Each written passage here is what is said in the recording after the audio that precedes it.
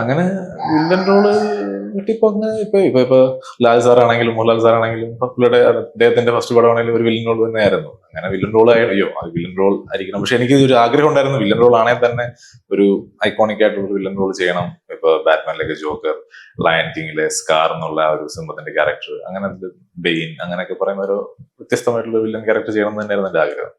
ആ villain character കിട്ടിയപ്പോ പേടിയൊക്കെ ഉണ്ടായിരുന്നു, ഇതെങ്ങനെ ചെയ്യും, ഈ ഒരു ക്യാരക്ടർ എനിക്ക് സെറ്റ് ആവുമോ എന്നൊക്കെ ടെൻഷൻ ഉണ്ടായിരുന്നു?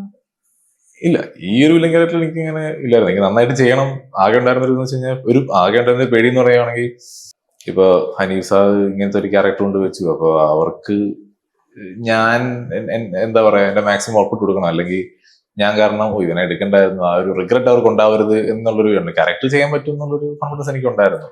പിന്നെ എത്രത്തോളം സട്ടിൽ ആയിട്ടുള്ള ഒരു സൈക്കോ ക്യാരക്ടറായിട്ട് ചെയ്യുക എന്നുള്ളത് തന്നെയായിരുന്നു.